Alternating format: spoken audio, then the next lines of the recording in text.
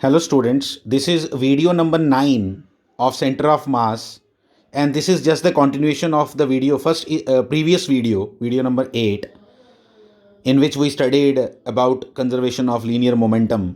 और उसी की continuation में मैं अभी इसके आगे proceed कर रहा हूँ, जिसमें हम इसकी कुछ और प्रॉब्लम्स करेंगे। ट्रॉली प्रॉब्लम्स के ऊपर हमने डिस्कशन की थी, बट हमने प्रॉब्लम कोई नहीं की अभी तक, तो इसलिए उसके ऊपर एक प्रॉब्लम करेंगे और उसको अंडरस्टैंड करेंगे कि how we proceed with such problems. एक ही प्रॉब्लम मैं आपको कराऊंगा और उसके अंदर मेजॉरिटी कॉन्सेप्ट आपको दे दूंगा कि हम ट्रॉली प्रॉब्लम्स के साथ डील कैसे करते हैं।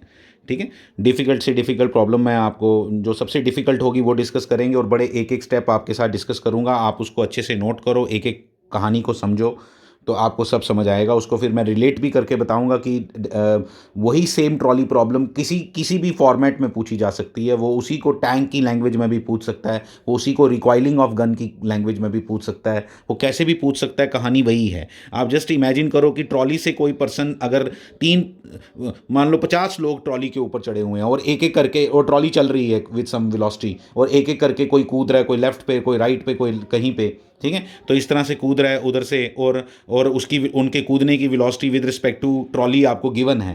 ठीक है, और जब मैं बोल रहा हूँ विद रिस्पेक्ट टू ट्रॉली आपको गिवन है, ना मैंने बिफोर मेंशन किया ना आफ्टर मेंशन किया, तो आपको इतना पता चल जाना चाहिए कि जब मेंशन ना किया जाए कि विद रिस्पेक्ट टू ट्रॉली तो है, लेकिन आफ्टर और बिफोर मेंशन ना हो, तो फिर आपने उसको आफ्टर ही लेना होता है। ठीक है, आफ्टर ही लेना है। तो आप इस बात को ज़रा अंडरस्टैंड करोगे। अभी उस पर हम प्रॉब्लम करते हैं। ये आपकी प्रॉब्लम है। आपको जो डेटा चाहिए यहाँ पे वो सब मैंने लिखा है, आप अच्छे से देखो। मैंने नाम भी डेटा का ऐसे रखा है कि आपको कोई प्रॉब्लम ना आए समझने में। वेलोसिटी ऑफ ट्रॉली, ठीक है, ट्रॉली ग्रीन कलर की बनाई है तो ग्रीन कलर में उसका डेटा है।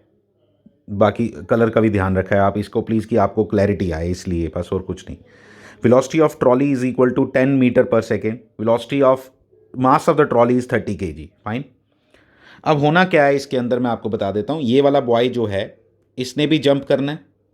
इसने पहले जंप किया, बी नाम रखा है क्योंकि ब्लू से बनाया है इसलिए बी नाम रखा है। आर से बनाया उसका आर नाम रखा है। ठीक है, आप कोई भी नाम रख लो, पेपर में कुछ भी आ सकता है। आर से रितु आ सकता है, बी से बबलू आ सकता है, आप जो मर्जी नाम रख लो। ठीक है, उससे कोई प्रॉब्लम नहीं है। तो इसमें बी और ये आर मैंने रखा, ए और बी भी लिख सकते हैं, उसमें कोई प्रॉब्लम नहीं थी। अब मैं क्या कह रहा हूँ यहाँ पे कि इसमें ये वाला इसने पहले जंप किया, इसने पहले जंप किया बी वाले ने। ठीक है, और उसकी वेलोसिटी हमें गिवन है विद रिस्पेक्ट टू ट्रॉली कितनी है, 20 मीटर पर सेकेंड है। मेंशन नहीं है बिफोर और आफ्टर, इसलिए वो आफ्टर लेंगे। आपको समझ आ गया। फिर उसके बाद मैंने दूसरी बात बोली, mass of this B person कितनी है, 50 kg है। फिर उसके बाद दूसरा आ गया आर वाला। आर की वेलोसिटी जो है, velocity of R with respect to trolley कितनी गिवन है, लेकिन मैंने ब्रैकेट में बिफोर लिखा है, मेरे पास जगह नहीं थी पूरी बिफोर लिखने के लिए, इसलिए मैंने शॉर्टकट में लिख दिया बिफोर इक्वल टू कितना आ गया, 20 मीटर पर सेकेंड।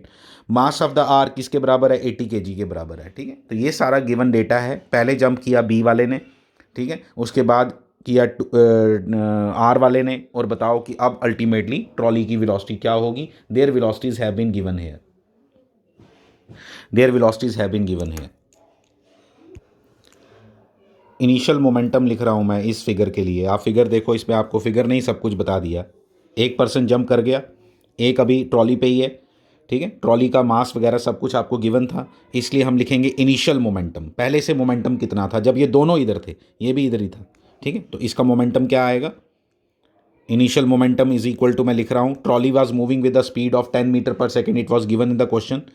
दोनों का, तीनों का मास, तीनों एक ही जगह है, इसलिए तीनों का मास कंबाइन कर रहा हूँ। मतलब मैं ऐसे लिख रहा हूँ, देखो एम टी, मैं आपको बिल्कुल एलैबोरेट करके एक्सप्लेन करने वाला हूँ कि आपकी ये वाली प्रॉब्लम से आपका सब कॉन्सेप्ट क्लियर हो जाए। प्लीज़ ज़रा अच्छे से करना, लेकिन M T plus M R plus M B plus M B into V, common है ना, क्योंकि सबका मास, सबकी वेलोसिटी, सब एक ही जगह ट्रॉली पे बैठे हुए हैं, सबकी वेलोसिटी कॉमन है, इसलिए एम टी कितना आ गया, एम टी कितना गिवन था आपको, 30 प्लस 80, 110, 110, 160, तो 160 इंटू 10 इक्वल टू 1600 के जी मीटर पर सेकेंड, के जी मीटर पर सेकेंड। ये हमारा पहला आ गया, इनिशियल मोमेंटम हमारा इतना आ गया। फाइन,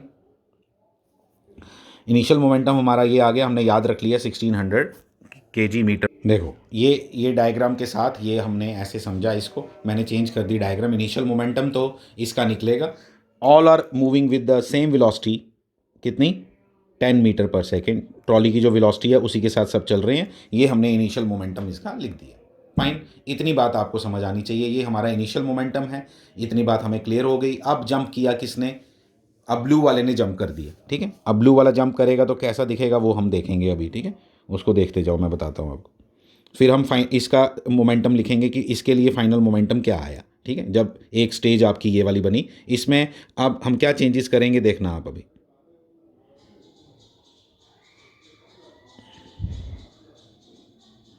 ठीक है, ये जंप कर गया, इस एरो की कोई नीड नहीं है। ये जंप कर गया किसी वेलोसिटी के साथ। ट्रॉली अब अपनी वेलोसिटी क्या ले चुकी है?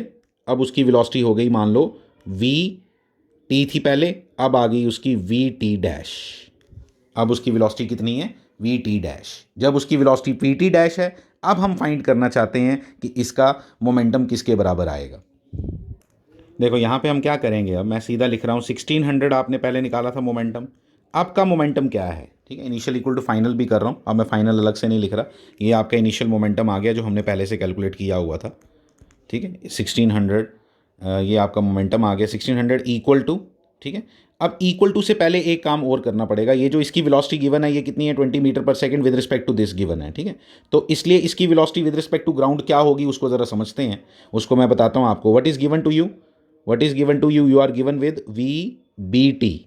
V B T equal to कितना गिवन है? 20, ठीक है। और आपको मालूम है V B minus V T कितना गिवन है?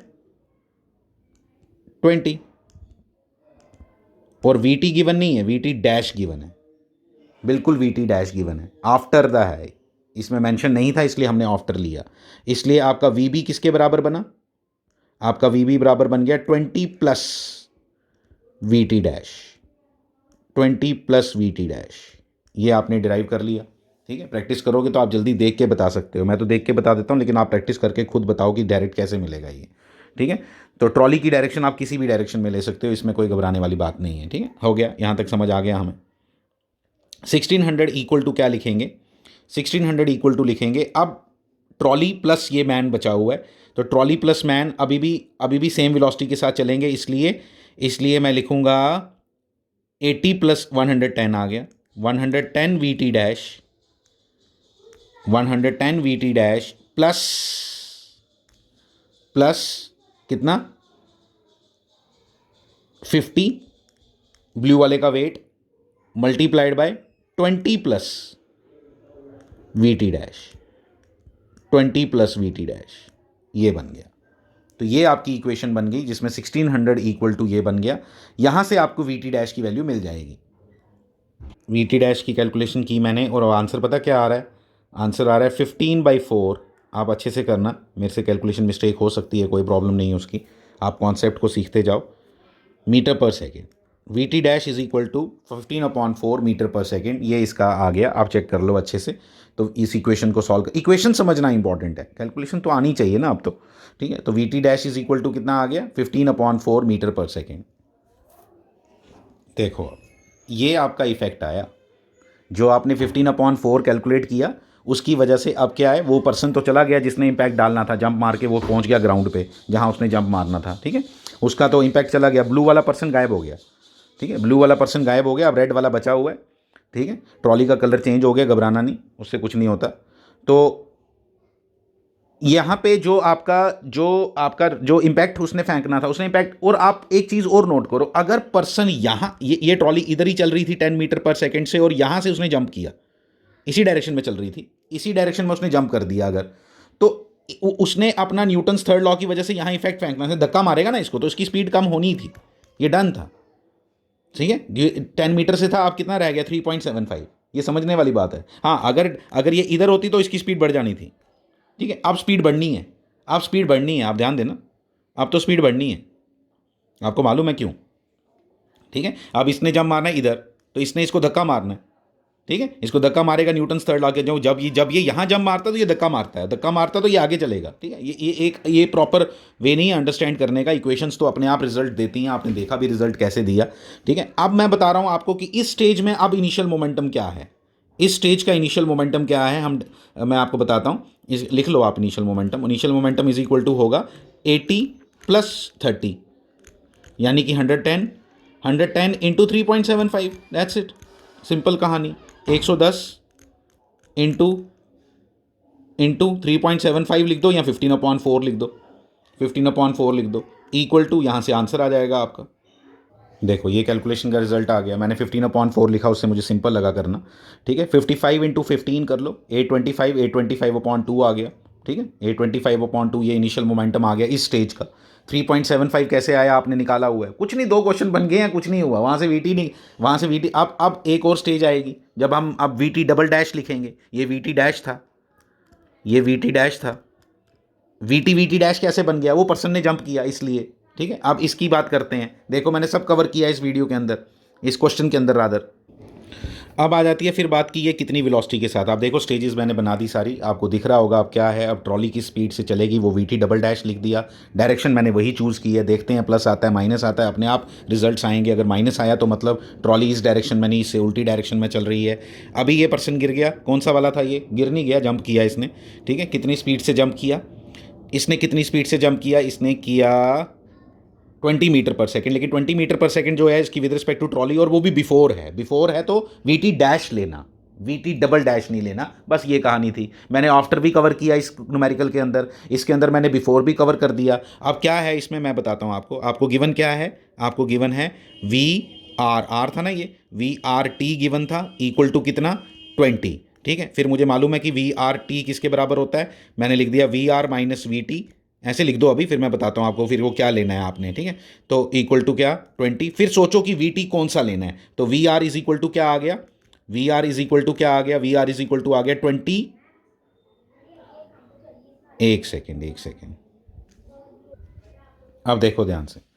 अब जब इसने जंप किया, अब देखो यहाँ पे क्या लिखा मैंने, आर प्लस टी क्यों लिखा, क्योंकि ट्रॉली चल रही है इधर, वो जा रहा है इधर। तो आपको मालूम है जब ट्रेन्स उल्टी डायरेक्शन में चलती हैं तो उनकी रिलेटिव वेलोसिटीज प्लस होती थी, ये प्लस लिख दिया मैंने। फिर उसके बाद हमने लिखा आर इक्वल टू क्या, 20 माइनस वी टी। लेकिन वी कौन सा लेना है, ये कौन सा लेना है, बिफोर वाला। आप इधर लिखोगे बिफोर वाला।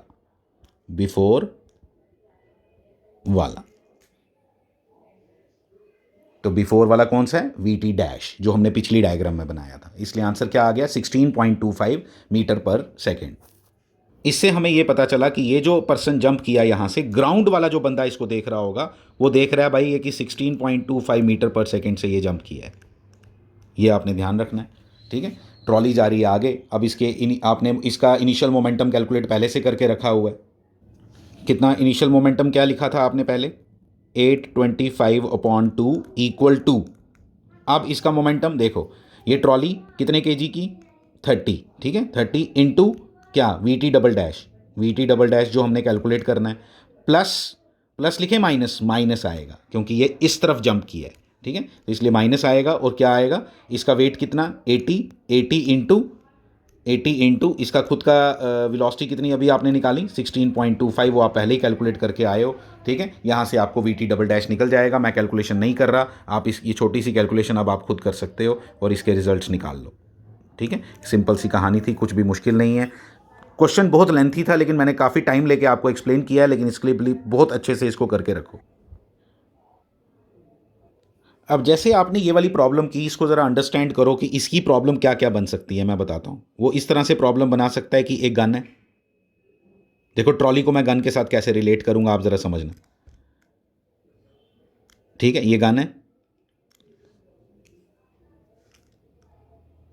ये गन है। इस गन के अंदर बहुत सी बुलेट्स पड़ी हैं, 1 2 3 4, फाइन। इनके सब के मासेस आपको गिवन है, गन का मास भी गिवन है, ये सब भी गिवन है आपको। यहाँ गन वहाँ ट्रॉली की जगह क्या आ गया, गन, और ये पर्सन्स की जगह क्या आ गया, पर्सन्स की जगह आ गई बुलेट्स। सिंपल बात। और अब यहाँ पे उसने फिर से मजल वेलोसिटी दे देनी है आपको, और मजल वेलोसिटी क्या होती है, with respect to gun after firing, तो वो पूछ सकता है आपसे कि रिकॉइल ऑफ गन निकालो after 2 fires are fired, after 2 Fyers.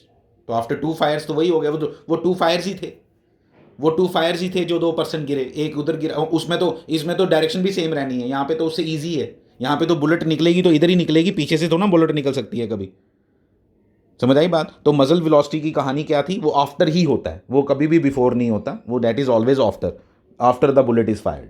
ठीक है, after the bullet is fired, बिल्कुल सेम वैसे ही करना पड़ेगा, 2 स्टेजेस बना के, पहले इसमें से एक बुलेट निकालनी है, फिर दूसरी बुलेट निकालनी है, 2 स्टेजेस में ये पूरा क्वेश्चन होगा, ऐसे नहीं होगा। इसको बड़े अच्छे से बड़े आराम से करो, लेकिन रिलेट करके करो कि भाई वो जो ट्रॉली में सीखा, अब मान लो वही क्वेश्चन वो इसमें पूछ ले, टैंक पूछ ले।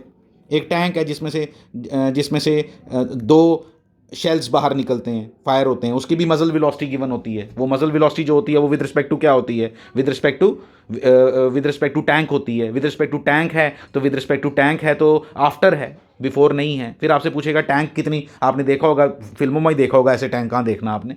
तो शेल जब निकलता है तो टैंक बिल्कुल पीछे की तरफ हिलता है, तो पीछे की तरफ जो हिलता है वो क्या है, वो उसका रिकॉइल है, तो टैंक का रिकॉइल है, तो टैंक भी पीछे की तरफ मारेगा झटका, तो पीछे की तरफ झटका मारेगा तो उसका वो निकालो कि कितनी वेलोसिटी के साथ वो पीछे जाएगा। ठीक है, after the bullet is fired, तो वो आपने निकालना होता है। ठीक है, तो इसको अच्छे से अंडरस्टैंड करो क्या इसमें कहानी है। बिफोर एंड आफ्टर वाली कहानी बड़ी इंटरेस्टिंग है। ठीक है, वो ट्रॉली में बिफोर का केस बन सकता है, यहाँ पे बिफोर का केस नहीं बन सकता, इसलिए आफ्टर का केस ज़्यादा इंपॉर्टेंट है, बता देता हूँ आपको। ठीक है, तो इसको भी अंडरस्टैंड करने की कोशिश करो कि टैंक में और इसमें क्या आप रिलेट कर पा रहे हो, टैंक और रिकॉइल ऑफ गन को किसके साथ, ट्रॉली के साथ। देखो, एक और बड़े इंपॉर्टेंट क्वेश्चन है एक्सप्लोजन ऑफ बॉम्ब से रिलेटेड। ठीक है, ये बॉम्ब एक स्टेशनरी है, 2 तरह के केसेस बनते हैं इस बॉम्ब वाले केस में भी। एक ये बॉम्ब स्टेशनरी है, यानी कि रेस्ट पे है, ये बॉम्ब अभी रेस्ट पे है और ये एक्सप्लोड किया। जो ये एक्सप्लोड करता है तो किसकी वजह से करता है, अपने इंटरनल फोर्सेस की वजह से करता है। Net external force acting on this bomb while it is placed at rest is equal to क्या, 0। सारी इंटरनल फोर्सेज हैं जिसके कारण ये एक्सप्लोड करेगा। और ये 3 पार्टिकल्स मैंने यहाँ बनाए हैं, 3 बनाए हैं दिखाने के लिए। ऐसे तो बॉम्ब के मल्टीपल फ्रैगमेंट्स में वो डिवाइड हो जाता है, लेकिन मैंने यहाँ 3 बनाए हैं, तो आपको बताया क्या होगा। देखो ध्यान से देखना, ये यहाँ उड़ के यहाँ जा रहा है, ये उड़ के इस तरफ जा रहा है, ये उड़ के इस तरफ जा रहा है, इस तरह से कि सेंटर ऑफ मास, देखो कितना इंटरेस्टिंग है, सेंटर ऑफ मास इसका जहां एक्सप्लोजन से पहले था, एक्सप्लोजन से पहले कहां होगा, बिल्कुल सेंटर पे, वो वहीं रहेगा आफ्टर एक्सप्लोजन भी, जस्ट आफ्टर एक्सप्लोजन। जरा बात समझने की कोशिश करना, जस्ट आफ्टर एक्सप्लोजन इसका सेंटर ऑफ मास वहीं रहने की कोशिश करेगा जहां ये था। तो ये इस बात को आपने अंडरस्टैंड करना है, आपने इसको क्या समझना है, मैं बताता हूँ। लीनियर मोमेंटम का क्वेश्चन इसका किस तरह से आ सकता है। इसकी वेलोसिटीज आपको गिवन होंगी v1 v2 और आपको बोला जाएगा v3 फाइंड करो। ठीक है, तो आपने कैसे निकालना है, इनिशियल मोमेंटम 0, इनिशियल मोमेंटम तो 0 आ गया, v1 की वैल्यू दी होगी आपको, वो एंगल की टर्म्स में भी दे सकता है, यहाँ एंगल बना के दे देगा, ऐसे ऐसे ये एंगल दे दिया मान लो 37 डिग्री और ये वेलोसिटी दे दी 10, ये एंगल दे दिया मान लो 53 डिग्री और ये वेलोसिटी दे दी 5। तो बोलो आप फाइंड करो किसको, v3 को। कोई बड़ी बात नहीं है, वेरी सिंपल, वेरी सिंपल। और इसका वेट दे दिया 10 kg, इसका वेट दे दिया 10 kg, बस इसको यूज़ करो बड़े आराम से। इनिशियल मोमेंटम क्या है, 0। फाइनल निकालेंगे अभी। फाइनल निकालने के लिए आप सबसे पहला काम क्या करो, सबसे पहला काम करो कि आप v1 की वैल्यू लिख लो। देखो मैं लिख रहा हूँ, आप समझना, मैं लिख रहा हूँ, आप समझना अच्छे से। मैंने लिखा 6i + 8j। और अगर आपको ये सब नहीं आता है तो अब कोई फ़ायदा नहीं ये सब समझने का, मैं बता रहा हूँ आप लोगों को अब आना चाहिए, नहीं तो आप ये क्वेश्चंस करने लायक नहीं हो अभी। तो v2 इक्वल टू क्या आएगा, v2 इक्वल टू आएगा v2 इक्वल टू आएगा 5 था ना ये, 4i -3j। ठीक है, -3j क्यों आया, क्योंकि आप इधर बनाओ आपको सब दिख जाएगा। ठीक है, प्लस माइनस कैसे आया ये मैंने लिख दिया v1 v2। ठीक है, v1 v2 जैसे ही लिखा, मैं यहाँ पे एक चीज़ लिखूंगा, देखना pi आपका 0 है तो 0 इक्वल टू आपको पूरी v3 की वैल्यू मिल जाएगी, पूरी कोऑर्डिनेट्स के साथ, पूरे कोऑर्डिनेट्स के साथ। ये हमें नहीं पता ये एरो ऐसा ही है कैसा है, हो सकता है ऐसा एरो हो, वो हमें अभी आंसर बताएगा, वो पूरा आंसर हमें बताएगा। ठीक है, क्या लिखेंगे हम, 10 इंटू, ठीक है। अच्छा, ये फ्रेगमेंट्स के मासेस भी दिए होंगे आपको, ऐसा नहीं हो सकता कि ये मास नहीं दिया हो, ये फ्रेगमेंट्स के मासेस दिए होंगे। ठीक है, आप ये मासेस ले लो, ये ले लो 3 kg। ठीक है, ये 3 kg ले लो, ये ले लो 1 kg, 3 kg, ये ले लो आप 4 kg, 5 kg ले लो। 5 kg ले लो, कौन सा वाला, 2 वाला, इसका मास ले लो कितना, बी वाले का, यहाँ लिख देता हूँ एम बी ले लो 5 kg, एम ए ले लो 3 kg। अब करो, अब 10 नहीं आएगा, 10 नहीं आएगा, 10 इंटू 0 था, छोड़ दो उसको।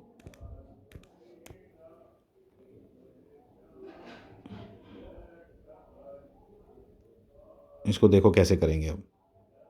इंटरेस्टिंग क्वेश्चंस हैं ये सारे, आप समझो इन बातों को। मैंने एंगल में दिया, फिर उसको आई जे में कन्वर्ट करना यहाँ बेटर था, ठीक है, आई जे में कन्वर्ट करने से इजी रहेगा आपके लिए। देखो कैसे करेंगे, मैं बताता हूँ। इसका सबसे बेस्ट मेथड यही है करने का। 10 इंटू 0, 10 था total mass, initial momentum 10 into 0, 0 हो गया, उसको तो छोड़ ही दो ना, तो उसको छोड़ ही दो, तो उसको छोड़ ही दो, तो उसको लिख दिया 0 इक्वल टू क्या लिखेंगे, 3 इंटू 6i प्लस 8j, ऊपर कैप डाल लेनी चाहिए, ठीक है। फिर ये आ गया, फिर क्या लिखेंगे, प्लस क्या लिखेंगे, 5 into 4i minus 3j, 4i minus 3j। यहां से आपको, और प्लस क्या लिखोगे, मैं बताता हूं प्लस क्या लिखोगे, प्लस लिखोगे, बाकी मास कितना बचा, 10 था ना टोटल, तो 2 बचा, तो 2 इंटू V3, 2 इंटू V3, यहां से आपको V3 की वैल्यू मिल जाएगी। तो ये थोड़ा अच्छे से लिख लेना, अच्छे से लिख लेना यहाँ पे, और यहाँ से आपको सारी वेलोसिटीज़ मिल जाएंगी, कोई प्रॉब्लम नहीं है इसमें, ठीक है, इसमें कोई इशू नहीं है। एक और चीज़ इसमें इंटरेस्टिंग है अंडरस्टैंड करने के लिए, बॉम्ब प्रॉब्लम्स में एक कॉन्सेप्ट है, उसको ज़रा अच्छे से अंडरस्टैंड करना, जो मैं अभी बताऊँगा आपको, ठीक है, इसको ज़रा अच्छे से अंडरस्टैंड करना। ये मैंने एक कंडीशन दिखाई आपको कि एक बॉम्ब को हमने फेंका, अब रेस्ट पे नहीं है बॉम्ब, अब हम बॉम्ब को हाथ से प्रोजेक्टाइल बना के फेंक रहे हैं किसी के ऊपर, ठीक है, तो एंगल थीटा V0, और अगर ये बॉम्ब नहीं फटता, अगर ये बॉम्ब ना फटे, एक्सप्लोड ना करे, अगर ये एक्सप्लोड ना करेगा तो ये कौन सा पाथ फॉलो करेगा, वो मैंने रेड लाइन में प्रोजेक्टाइल मोशन का पूरा पैराबोलिक पाथ यहां बना दिया, फाइन। इसमें ये समझने वाली बात है, जरा ध्यान देना प्लीज, कि जब ये एक्सप्लोड करेगा तो ये तो अपनी इंटरनल फोर्सेस के कारण एक्सप्लोड करेगा, तो जो इसके ऊपर नेट एक्सटर्नल फोर्स है ना, यहां पे एक्सप्लोड करने के बाद भी, एक्सप्लोड जो किया वो बहुत ज्यादा एक्सटर्नल फोर्सेस वहां डेवलप हुई, ठीक है, बहुत ज्यादा इंटरनल फोर्स वहां डेवलप हुई, जिसकी वजह से ये फट गया, लेकिन वो फोर्सेस तो इंटरनल है ना। एक्सटर्नल फोर्स इसके फटने पे या फटने के बिना हमेशा mg रही, और वो भी कैसी रही, डाउनवर्ड्स। तो इसलिए ये under the influence of gravity रहा, सेम एक्सटर्नल फोर्स रहा, चाहे ये फटे या ना फटे। इसलिए ध्यान देना प्लीज, बड़ा इंटरेस्टिंग है ये। अगर ये एक्सप्लोड कर भी जाए तो भी इसका सेंटर ऑफ मास यही पाथ फॉलो करता है जो बिना फटे हुए करना था। This is the most interesting part. ये एनसीईआरटी की बुक में लिखा भी हुआ है, उसको आप पढ़ सकते हो वहां से भी। मैं आपको यानी तो मैं खुद आपको वो कटिंग सेंड कर दूंगा कि यहां पे क्या बोला मैंने, कि ये जो बॉम्ब है, ध्यान देना प्लीज, ये जो बॉम्ब है जिसके 3-4 टुकड़े, 5 टुकड़े, 10 टुकड़े, कितने भी टुकड़े हैं, अगर ये एक्सप्लोड नहीं करता तो ये कौन सा पाथ फॉलो करता, बिल्कुल यही जो मैंने रेड कलर का बनाया ऐसा पाथ फॉलो करता। जब ये फट गया तो क्या इसके टुकड़े यही पाथ फॉलो करेंगे, बिल्कुल नहीं, टुकड़े तो इसके इधर उधर गिर जाएंगे, लेकिन उन टुकड़ों का जो सेंटर ऑफ मास होगा वो यही पाथ फॉलो करेगा। आपको बोलेगा कोई रीजन बताओ भाई कैसे, क्योंकि net external force which is acting on the bomb before explosion, after explosion, during explosion is exactly same, that is mg downwards, hence the path followed by the center of mass will remain same। ये इसमें सबसे important concept था, ये समझ लेना। एक और बात इसके साथ ही एक ही बात ये समझ लो। अब इसमें एक और बात आपने क्या समझनी है, आप समझना, ये अगर इसके भी मैं 4-5 टुकड़े बना दूं, ये इधर गिरा, ये इधर गिरा, ये इधर गिरा, ये इधर गिरा, V1 आपको दे दूं, V2 आपको दे दूं, V3 आपको दे दूं, एंगल उंगल के साथ या IJ के, तो V4 आपको निकालना है। तो कैसे निकालना है, बिल्कुल सेम मेथड लगाना है जो आपने पहले लगाया, जो मैंने आपको रेस्ट वाले के लिए कराया।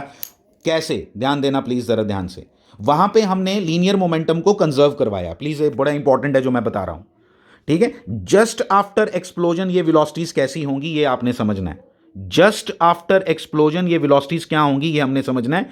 Just before explosion and just after explosion, हमें तो इसके ऊपर तो हमारे पर तो नेट फोर्स तो mg लग रही है, तो क्या लीनियर मोमेंटम को हम कंजर्व कर पाएंगे? तो एक अजम्पशन है यहां छोटी सी, वो ये है, जरा ध्यान देना। During explosion the internal force develop is so high as compare to the small mg force.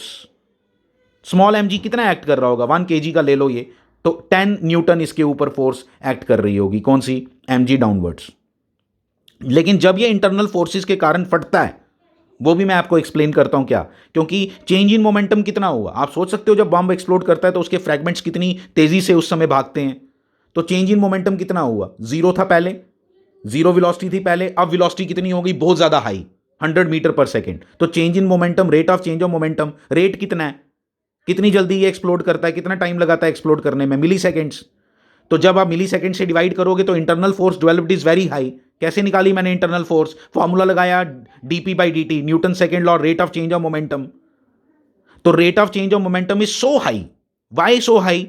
Y so high? Because rate की बात है यहां। मोमेंटम तो हाई है ही है, वेलोसिटीज बहुत हाई हैं, change in momentum is very high, लेकिन रेट बहुत ज्यादा हाई हो गया, क्योंकि ये जो फटने में टाइम लगाता है that is only milliseconds. 1 millisecond ले लो, तो डिवाइडेड बाय जब 10⁻³ करोगे, the internal force developed during the explosion of bomb is so high कि एक्सटर्नल फोर्स जो उसके ऊपर लग रही होती है ना 10 न्यूटन की, उसको हम निगलेक्ट कर सकते हैं, उसको हम निगलेक्ट कर सकते हैं। इसलिए ड्यूरिंग एक्सप्लोजन, यानी कि just after explosion and just after explosion, कि हम क्या मान सकते हैं कि ड्यूरिंग एक्सप्लोजन आपका जो mg नेट फोर्स है acting on this bomb is nearly zero, and you can apply linear momentum concept even here, even in this case। इस बात को जरा अच्छे से अंडरस्टैंड करना है। even in this case when these fragments are running at the speed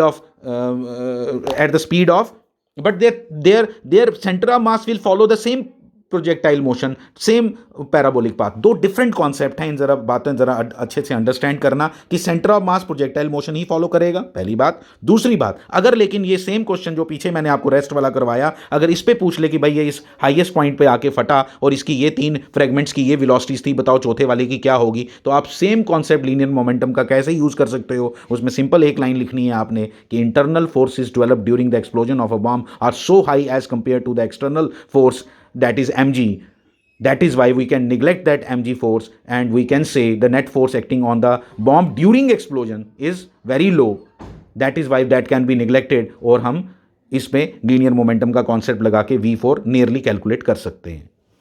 thank you very much.